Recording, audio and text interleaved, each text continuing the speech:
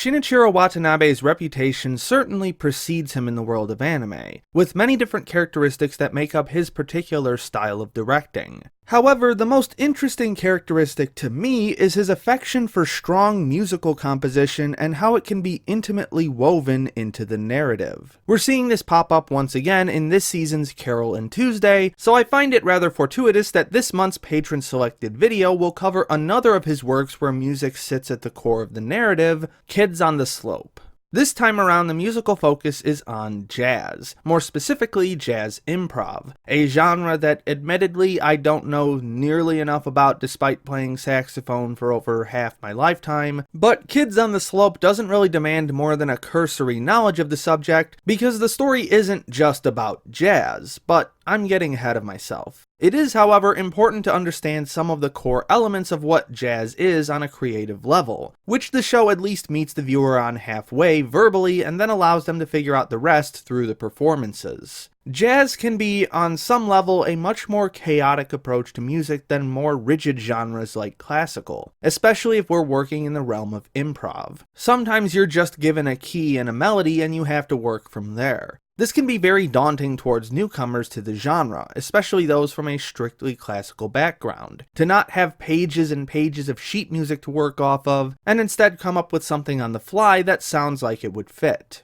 Yet, despite this chaotic nature, there is a structure to jazz, a method to the madness, so to say. Jazz still has mostly the same building blocks as any other song: chords, melodies, rhythm, etc. It's just not as readily identifiable or easy to express in words that an average listener can understand sometimes. Kids on the Slope conveys this beautifully through Kaoru's first encounter with Sentorou's drumming. Though it comes off as incredibly harsh and noisy to Kaoru at first, as he is a classically trained pianist with not much knowledge of jazz, he is able to slowly pick out the nuances of Sentorou's drumming style, the rudiments he employs, and, most importantly, how it all flows together to create a single performance that enraptures those who hear it. In the episode following this, Kaoru takes part in his first jam session. While Sentorou, Junichi, and Ritsuko's father start to jam out in what seems like perfect, almost scripted coordination, Sentorou beckons Kaoru to join in on the piano, with his advice being, just make some noise and don't sweat the details. While initially reserved and nervous, he quickly gets a handle for what Sentorou is asking of him and is able to jam out with the others. Though jazz can potentially be a very chaotic and unclear art form when it comes to the technical details, its soul is often quite simple and easy to comprehend, and so those new to the genre shouldn't be afraid of diving in head first. And this is reflective of a larger idea that Kids on the Slope tries to convey, because, as I mentioned earlier, this show isn't just about jazz. It's about growing up and taking in new experiences to enrich your life for the better, even if they don't initially appeal to you at first. At the start of the series, Kaoru is excessively reserved, having not yet gotten over the emotional baggage he carries with him,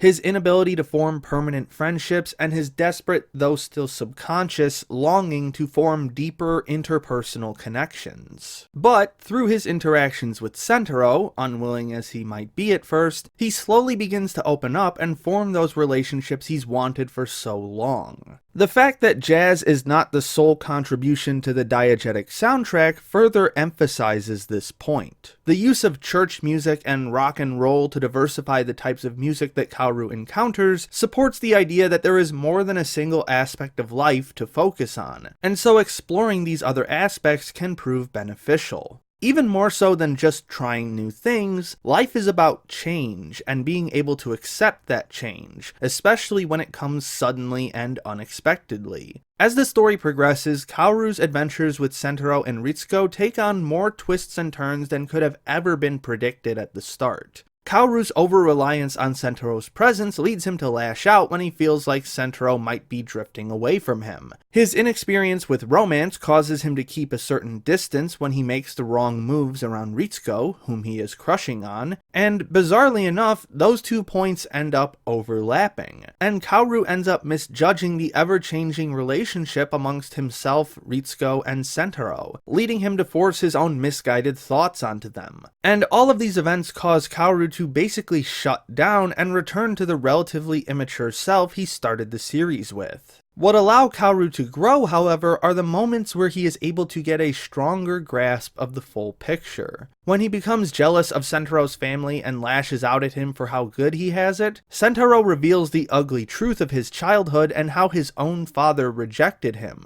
not as a means to rub it in Kaoru's face, but rather to show him that he is not alone in his struggle to fit in. After he calls Sentaro a traitor for joining up with Seiji's rock band for the school festival, he overhears Sentaro's conversation with Seiji about how he empathizes with Seiji's dream to become a star and raise himself out of poverty, and so Kaoru makes up with Sentaro via an unexpected performance. Because he grew up not being able to interact properly with those around him, it's taken him much longer to develop the social intelligence to look beyond the noise that's directly in front of him and see things from a larger, more encompassing perspective, the full rhythm and flow of his life and the lives around him. And it's in the moments where he manages to do this that he grows. In contrast, Sentaro, who is more emotionally mature than Kaoru, often tackles his problems head-on. Rather than avoid them to relieve himself of discomfort, he actively seeks out a resolution to his problems that will leave him stronger and more stable. When Junichi ends up stealing away the girl Sentaro was crushing on, the two of them have it out in a jam session, pouring all of their emotions into their music and wailing at each other until they're satisfied. When he realizes that he's lost his crush to Junichi for good, he bids those feelings farewell and doesn't get hung up on reliving the days when he was at the height of infatuation. Sentaro understands when it's time to let go and move on. Of course, Sentaro isn't perfect either, and so when his father finally returns home, he tries to leave everyone behind so as not to cause any disruptions within the new family dynamic that will form in his household. Without Kaoru throwing his own words back in his face, Sentaro could have made the same mistake Kaoru has made constantly throughout the series up to that point. As for Sentaro's abrupt departure in episode 11, it initially seems as though he relapses on this idea after the harm he brought to his younger sister. However, there is an alternate way this action can be viewed, relating to the fact that he left his rosary behind. When Kaoru reveals this to the priest at Sentaro's church, the priest tells him that Sentaro held his rosary so close because he felt he would otherwise be abandoned by the world. Because this moment is preceded by Kaoru embracing Sentaro and allowing him to unbottle the emotions that he's kept pent up for so long, it could be that Sentaro no longer feels that the world will abandon him. With this fear gone from his mind, he is now able to pursue what he believes his life was meant for, one as a member of the clergy who would be able to look after those who were also abandoned by the world and give them hope for the future. As for why he decided to leave those closest to him behind without a word, I think it plays nicely into Sentaro's attitude of going for what he needs to do without getting tripped up by the details. This is a pretty large detail though, and it's one of the few moments in the series where it strains my suspension of disbelief to a noticeable degree, but not enough for it to ruin the overall message of the series, especially with how Kaoru acts in the final episode and the ultimate resolution he arrives at. Much like how Kaoru learns to accept jazz and its chaotic appearance, he also learns to accept life and its chaos in order to grow and mature into a more flexible and responsible adult. Yet, at the same time, life is not pure chaos. Much like jazz, it has its own rhythm and method behind it, reasons for why things happen the way they do. But those reasons are often confusing or difficult to parse until you stop and think about the whole situation and all the circumstances that are involved, many of which are simply outside of our control.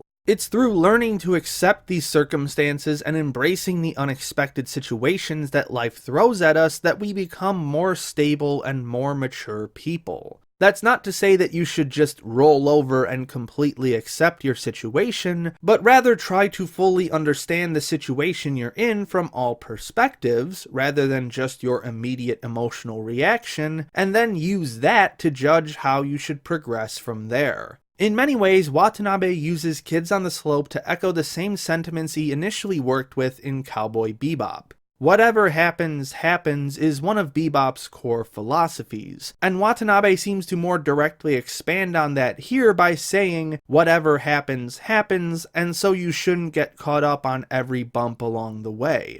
Bad things will happen, often unexpectedly, but that doesn't mean you should completely stop in your tracks and throw all the lessons you've learned out the window. Rather, you need to be able to accept the reality of that situation so that you can confront it the best you can. This video topic was selected by my patrons. As part of my Break the Backlog tier, those who pledge $3 or more will have access to a monthly poll in which they get to vote on what show from my backlog I will make a video about in the following month. So check out the link in the description below if you feel like further supporting my videos. Special thanks to Jan Rogalski, Rourketon Joing, Christine Seibert, Tim Johnson, Call Me Catlord, Ember's fave roommate, Eugenio Mendoza, and all my other patrons for their generous support. My name is Ember, and I'll see you next time.